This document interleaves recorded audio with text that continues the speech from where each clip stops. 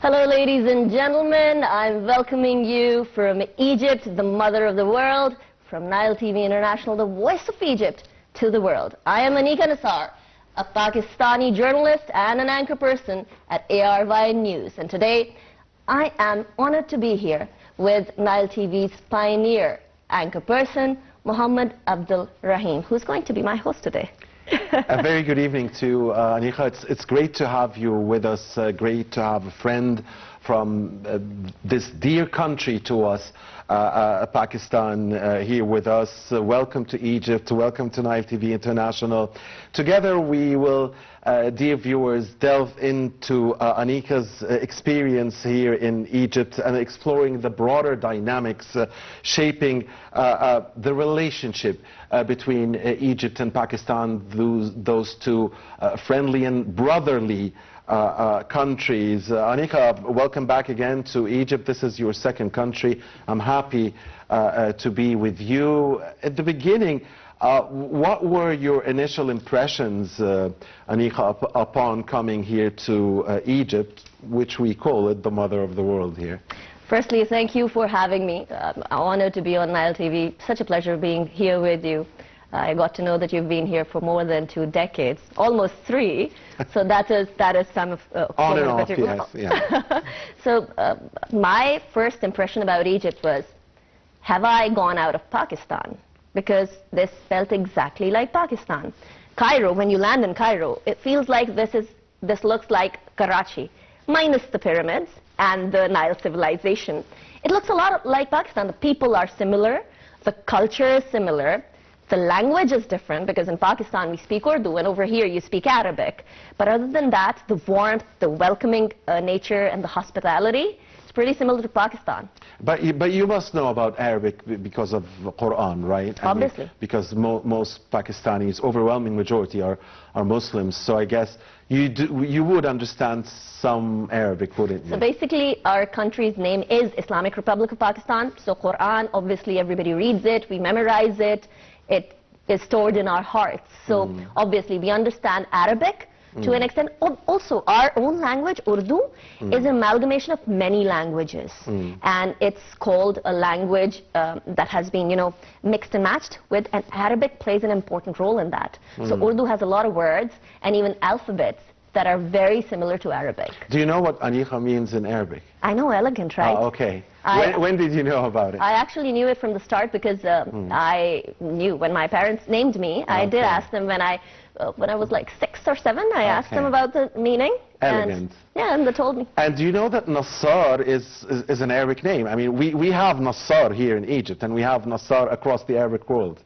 Because I understand that your family name is Nisar. Yes, so that's my father's name. Oh, okay. And in Pakistan, we have family names, but we prefer putting our father's name. Okay. Some women, when they get married, they put their husband's name, but it is the right of a woman to either choose the father's name or the husband's name. I've chosen we get a combo? We could. I mean, I could add my husband's name to it as well. Because I was in media and my name was already known as Anika Nisar, so I preferred keeping it that way. My husband's name is Bahram. So yes, there are a lot of similarities. The names, even the food. You have kebabs, we have kebabs. So a lot of similarities in food. What about the weather? The weather is very similar to Pakistan as well, because it's except it's cooler in the evening. So some regions of Pakistan that are filled with desert also has similar weather. But Pakistan has a variety of terrain. So we have mountains, the second highest and you peak. have much more precipitation, I guess. We do. Lots of rain. And we do, because we're in the monsoon region. So we have K2, that's the second tallest mountain in the world, a very popular tourist destination as well. Mountaineers and hikers, they continue to go there. And then we have desert, and we have cold deserts do you know what's Pakistan's exact area? Not really. No, I cannot tell you a number. Okay, Egypt is 1 million square kilometers. Okay. Pakistan is bigger. I mean, just by looking at the map that we all memorize, it's bigger. But because we are almost 240 million people, almost more than double Egypt. Yeah, almost. So, and you'd find a variety of people. And I saw that in Egypt as well. Different looking people, and at the same time, different, living standards as well. Something very similar that we see in Pakistan. So I did not feel that I'm in a different country. I felt like I am in my second home. Yeah, you're not, because you might not be mistaken as a foreigner if you walk in the streets. That's my opinion. I mean, if you are in the Egyptian streets, I mean, you can go as an Egyptian or as a foreigner. You could go both ways. So that explains. What if I am in Pakistan? You would not be. You would not be taken as. No. Okay. No. Okay. Probably people would think. From that you're which a region would I belong to? Okay. So the regions and their looks are very different. So up north, you'd find people that would look more Asian, and then you'd find people that would look blonde eyes, blonde hair and colored eyes. And lighter complexions. And as you go south, you will also have people that are entirely African origin people. So there's a variety of it. And then there are central people probably that look like me. We are a very versatile nation in that regard. So yes. And that explains, I mean, when you said that, I would not be taken as a foreigner a lot of times in Egypt. Not necessarily. That explains that why a lot of people start speaking in Arabic with me, because a lot of people have started speaking in Arabic, and then I have to tell them Mafi Arabi. And you know what, I mean, we Egyptians sometimes always assume that anybody who comes here must speak Arabic, or we're going to make him or her learn Arabic anyway, and usually this is what happens with most of the people who come to Egypt, even if they stay for just a couple of weeks, even if they are visiting tourists. By the time they leave, not just because they drank from the Nile River waters, but they would be speaking some Arabic words, and they would be happy with that. And Egyptians take pride in trying to teach their dear guests to be like them. That explains. I mean, I think that is universal. If anybody would come to Pakistan and they'd speak a couple of words in Urdu, it would bring a different sort of joy to Pakistanis as well. What would salam or hi be like? Okay, so salam is assalamu alaikum. Okay.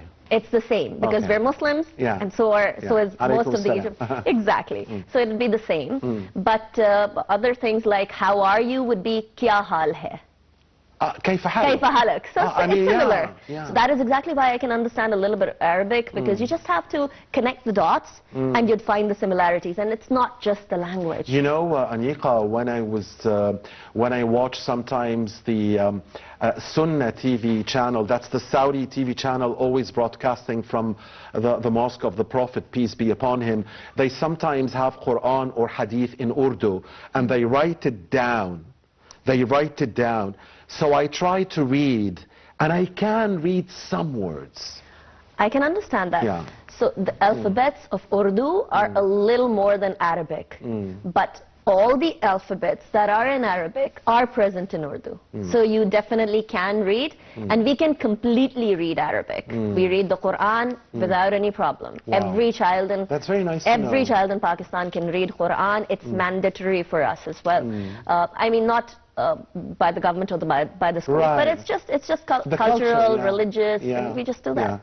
Anika, during your visit, what specific achievements made under His Excellency President Sisi caught your attention? What fascinated me was the new administrative capital and making an entire city away from the present city to do the government jobs. That was fascinating. And at the same time, I feel the cohesion that President Sisi has brought to the society in Egypt is also something that I am learning from as well. Because, see, our challenges are similar. IMF debt trap and political issues. Probably in a lot of ways, both the countries have been affected by terrorism as well. True. And Egyptians are very peace-loving, so are Pakistanis. We don't want anything to do with terrorism, extremism. We are anti-extremism. We are friendly people. We're welcoming people. We're warm-hearted people. We want nothing to do with that. So when it comes to that, I feel like Egypt has successfully tackled that. And we could learn a few things and implement it in Pakistan as well. Pakistan's own government is doing a lot to tackle it as well. So obviously it's a continuous process. and Pakistan is continuing to strive to get away from all this. Indeed. And you know what, Anika, Egypt has always had this cohesion. I mean, you know, for thousands of years, we call Egypt the land of tolerance, the land of peace, the land of love. We have people from, you know, a lot of cultural diversity, just like you have in Pakistan. We have Muslims, we have Christians, we have those from Arab origins, we have Bedouins, we have people from even European origins, by the way, that came here and lived here and became Egyptians later on, and people from Africa, of course, from all across Africa. So, Anika, as a presenter from Pakistan, how do you perceive the growing relations between Cairo and Islamabad, especially in the context of people to people? I think formal diplomacy plays an important role, but nothing can beat people-to-people contact.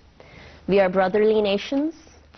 As I said, we have a lot of similarities. I think this is the point where we can converge. The commonalities are so stark that they're impossible to ignore. They are so prominent that once people-to-people contact increases, and as I am a part of a delegation that has come, a journalistic delegation, I have felt that that gap is unnecessary between the people of Pakistan and the people of Egypt, and more needs to be done. Probably Egypt has received us today.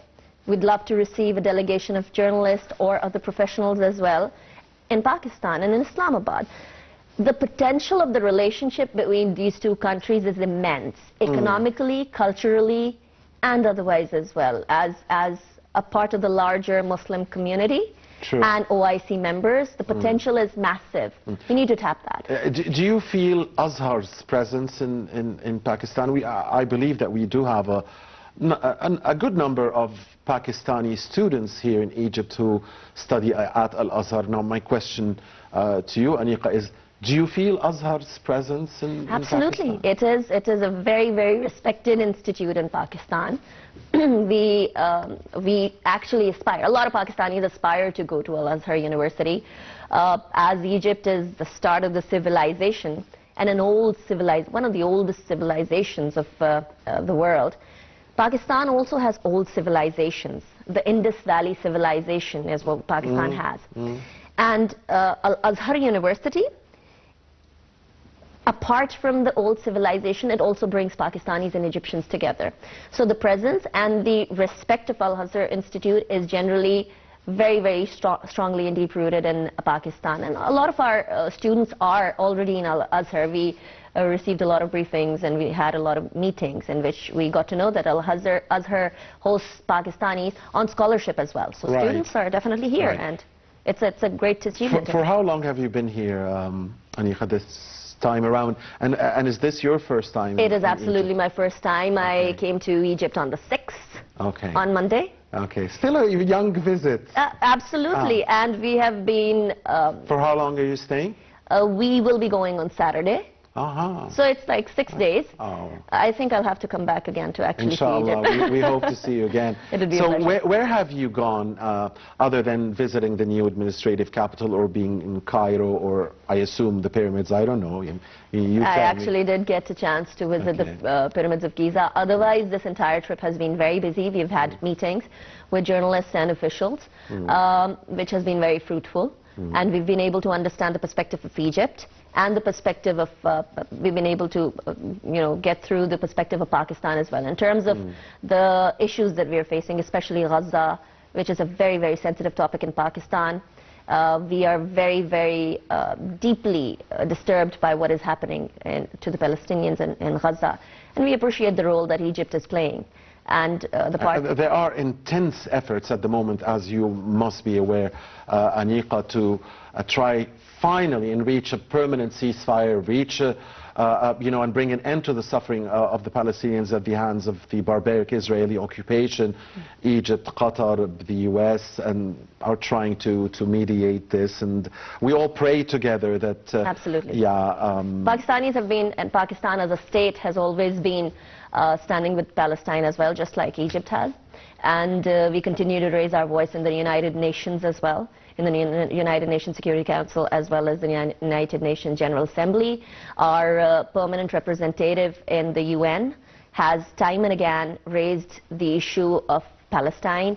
We have brought forward resolutions as well, and we pray, as you said, mutually, as Muslims, as humans. Right. Humans above everybody, everything else. Indeed. Because, you see, the issue is that the human rights are being violated. The Geneva Convention, the Vienna Convention, the international humanitarian laws are being violated massively right now. Indeed, Anika, and the best thing I heard about this, I heard some, I don't remember who said it, but what really matters is what was said is that I cannot think of a single war crime that Israel did not commit. Absolutely. I mean, yeah, that's probably the best I heard, and we all pray, Pakistanis, Egyptians, and all Muslims, and human beings at large, as Anika said, and we're seeing the protests around the world. I mean, it's not just Muslims who are protesting, it's human beings who are protesting because what's happening.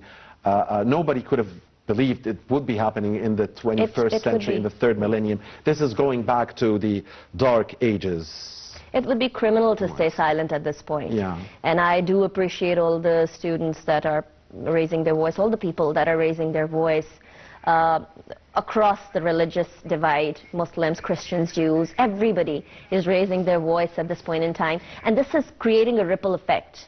We remember a lot of massive changes, a lot of stopping of the wars have happened because people have raised their voice. So if somebody thinks that their voice does not matter, are mistaken. Every voice matters. I like what you said, Anika. So maybe next time, because I think you will not have time to do this in your visit, maybe next time you should come to the North Coast, Alexandria, El Alamein. I'm just, you know... I love the idea of it. Another time maybe to Hurghada and to Sharm el-Sheikh in Sinai, and maybe another time to Luxor and Aswan. There's a lot to see in Egypt, and there's much more to see. And I would like to invite you and all the Egyptians that are watching us right now to Pakistan as well. Pakistan is a great tourist destination as well. And Pakistanis could visit Egypt, and Egyptians could visit Pakistan. That way the people-to-people contact would be strengthened as well. We could further our relationship. Indeed, indeed, Anika, a lot of common ground between the brotherly and friendly countries. So tell us, Anika, about you presenting Nile News Bulletin today. You're, by the way, the only one who did this from outside the channel, as far as I know, at least. So how did you feel? How did it feel? So I'm a political show host, right? I host international affairs or political current affair shows. That was very different for me. I mean, being a news presenter in itself has its own requirements, and it is a daunting task for somebody who hasn't done it. But it was lovely. I mean, Ahmed was with me, and he was very supportive. He was very supportive, so appreciate that. He always is. But it's easier than presenting shows, isn't it? Because I do both. So I find reading much easier than... Because you don't have to think much over there in comparison to, but this is my forte. I'm comfortable in my own pitch. This is my pitch, so I like that. Absolutely. So Egypt is renowned for its cultural heritage, Anika. As we close out here, tell us more about the cultural heritage of Pakistan. We know it's a very rich country in culture, history and tradition, but try to give us a glimpse, in a nutshell. Talk to us about this. Okay, so Pakistan in words is a melting pot of many civilizations. We are a Muslim majority country, but we have Christians, Hindus, Sikhs, and other religions as well. There are many sorts of people, I mean types of people. We have 4 provinces and the Gilgit-Baltistan region and Azad Jammu Kashmir region. And all these areas have their different specialities. We grow one of the best fruits in the world. We have excellent cotton. We have excellent wheat, rice. We export rice. The Himalayan salt that many countries label as theirs is not theirs, is Pakistani. The pink salt that you buy is Pakistani. And other than that, the cultural festivals that happen, one of the most amazing festival is Kailash festival. So it is a different sort of religion, and we try to protect them, and we try to safeguard them from... That's beautiful. Yeah. Finally, Anika, what message would you like to send to Egyptians and Pakistanis from here, from Nile TV International? There is practically no difference between any Egyptian and any Pakistani. We are brotherly nations, and we must be proud to be brotherly nations as well. We must remember that, above all, we are a society that needs to uphold the humanitarian values, and that is exactly what's taught in Islam as well. So that coincides, and we need to understand that any form of extreme will never lead us anywhere positive. So let's support each other, let's garner good relationships, let's meet each other, let's finish the differences, as in the distances. We have no differences, we are brotherly nations. The distances that we have because of not traveling to each other's countries and because of not meeting, let's finish that. And surely you would find Pakistanis as your own. So I've been really happy to be with you, Anika, and privileged to be with an ambassador, some sort of ambassador for her country, the beautiful country of Pakistan. Thank you for having me. This dear country to us. Thank you very much, Anika. Thank you for having me. Welcome to your second country, and hope to see you again. For sure. Thank you very much. Thank you for having me. Thank you, Anika. And dear viewers, please stay with us. The Daily Debate will be back shortly.